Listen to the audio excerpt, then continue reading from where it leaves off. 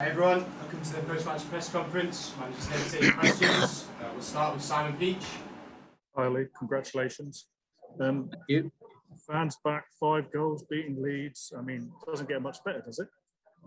No, it's been a perfect day in that respect. You come in this morning. I love the 12:30 kickoffs as well because you can go home and relax and enjoy the day, or you can forget the day and just spend it with your family. So just driving in this morning with the fans outside, then you come inside and feel the energy. Absolutely brilliant. So it's been a very, very good day. Simon Stone. Ollie, I know Bruno gets a lot of, virtually all the credit for his 3 goals, but could you just talk about Paul Pogba and his part in the game? He's only the 7th player to assist 4 goals in 1 game in the Premier League. No, impressive. Paul's always he's got that vision, he's got that quality. But I know that the headlines will probably be about Bruno or Paul. But this is a team effort, and the space Mason creates for Bruno when to open up the channels, what everyone does ahead of the goals has been worked on this week. But Paul, I'm very impressed with his fitness levels as well. He's not been with us for too long, and he looks fit, ready to go, enjoying his football.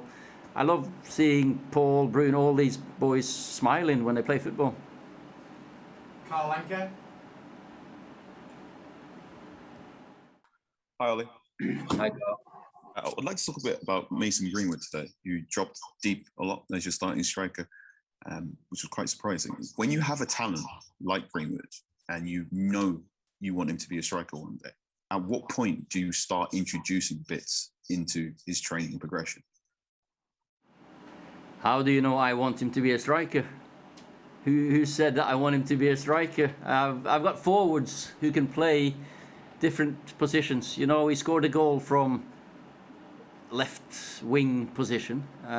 He's so effective from the right. He can still be a number 9 and centre forward, but he drops in. He's a natural footballer, and the way he's developed the last couple of seasons, you can see the way he burst away on that second goal.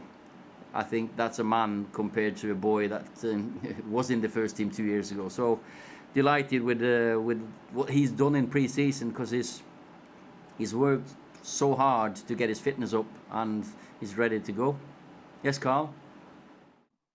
To respond to that, when you say you played him in numerous positions, is there ever a thought later on in time that you're going to give him a fixed position, or is it very much you want him to be this multifaceted, multi-talented, everything forward?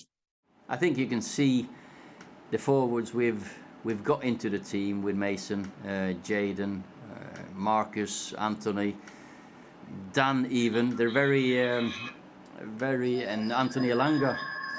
They can play in different positions, and Edinson is probably our only, call it, number 1 who's fixed in one position. So the rest of them, I think we should just leave them to enjoy developing in their careers. I remember Wayne, Carlos, Tevez and Ronaldo playing together. Good players can always play together, and we need movements, and that's what we had today. Rob Draper.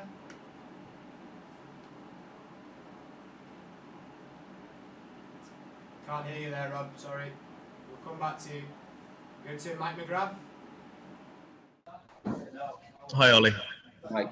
Do you think with the crowds back and showing affection to Paul can really kind of persuade him to be at the club long term and commit his future?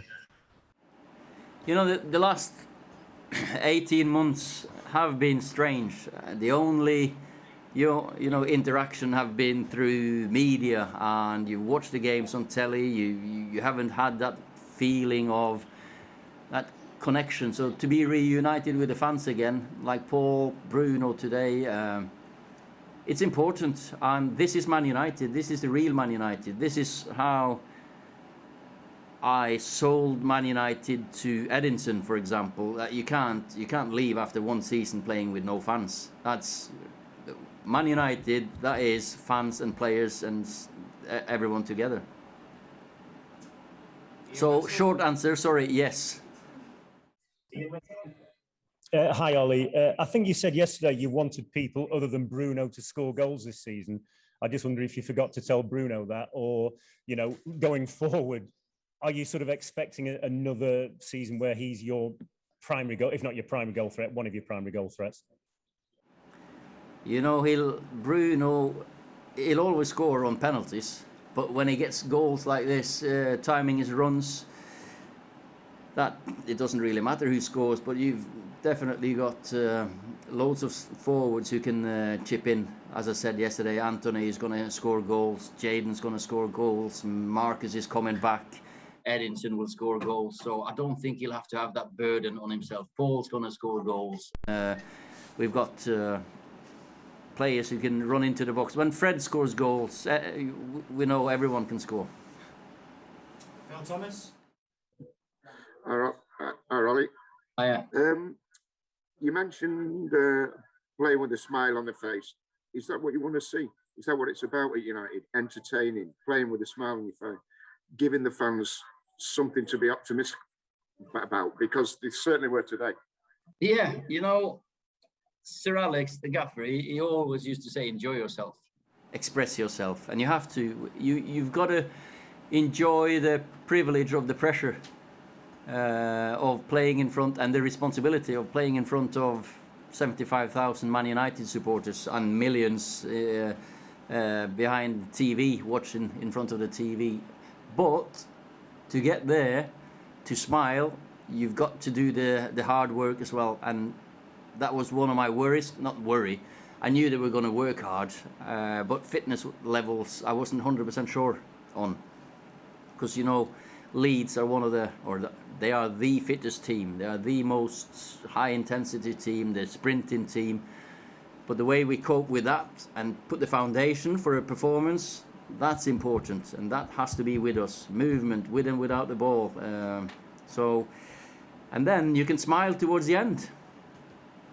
Okay, Rob, you want to try again? Rob, trade there. No, sorry, Rob. No, it's not working. Your mic, you're having problems with your mic.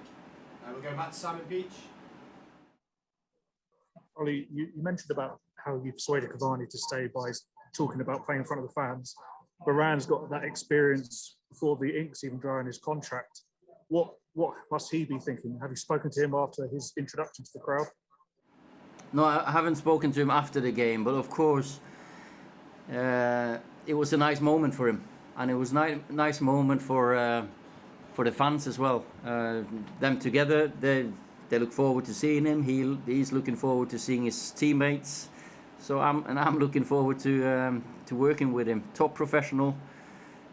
Follow his career throughout, and you just see the way he conducts himself and the way he lives his life. So all the chats I've had with him and the club's had with him, you know, we've got a top human being there as well as a top player.